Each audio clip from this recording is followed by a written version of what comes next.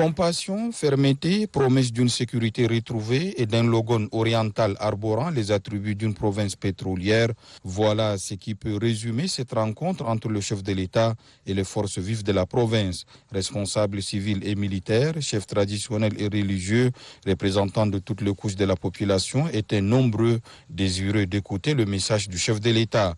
À la suite du gouverneur Ahmad Daribazine qui a dressé un tableau complet de la situation de la province, le chef de l'État a pris la parole. Ses premiers mots ont été ceux de compassion et de ferme condamnation des actes qu'il qualifie d'inhumains, barbares et abjects dont les populations des départements de la Niapende et de Mondelam ont été victimes.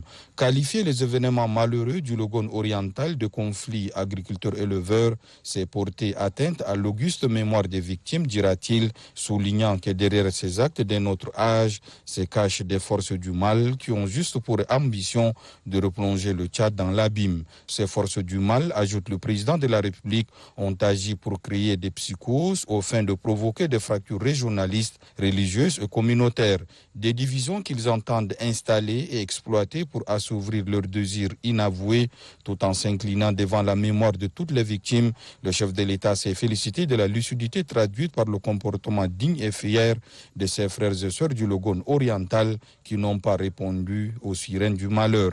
Retour à l'ordre et à la normalité, oui, mais le président de transition veut plus afin que de telles situations ne se reproduisent plus.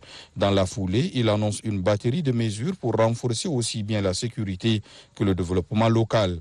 Ainsi, une zone d'opération est créée et le contrôle aux frontières nationales est renforcé. Une enquête administrative est ouverte à l'effet de déterminer les défaillances de l'administration. Tous les commandants des brigades sont remplacés par les éléments du corps de la police judiciaire et tous les présumés coupables et leurs complices seront traduits en justice, annonce le président de la République. Déplorant le retard en matière de développement de la province et l'insuffisance des infrastructures socio-économiques de base, doublée au manque d'opportunités et de perspectives pour les jeunes, le président de la République, général Mahamat Idriss Déby Itno, s'est voulu pragmatique. Le comité de gestion des 5% des revenus pétroliers, pour lui, est à redynamiser en y intégrant des jeunes et des femmes. Les travaux de bitumage de 15 km de voiries urbaines sont entrés dans leur phase pratique avec le lancement officiel des travaux ce jour, une célérité similaire au projet de construction de l'aéroport dont le marché est déjà attribué et le paiement d'avance est en cours, annonce le chef de l'État. Les ponts sur le Logone en Baïbokoum, sur la Pendé et à l'entrée de Gorée, l'aménagement des pistes rurales et l'électrification de la ville de Doba à travers le raccordement à la centrale électrique de Komé font partie des annonces accueillies avec une grande joie. À cela s'ajoute la construction des lycées, écoles, bureaux administratifs et des hôpitaux de district. Une nouvelle page promoteuse s'ouvre ainsi, promet le chef de l'État, qui exhorte ses concitoyens du Logone oriental à l'entente, à l'unité et à transcender leurs différends et à concourir à la refondation du pays.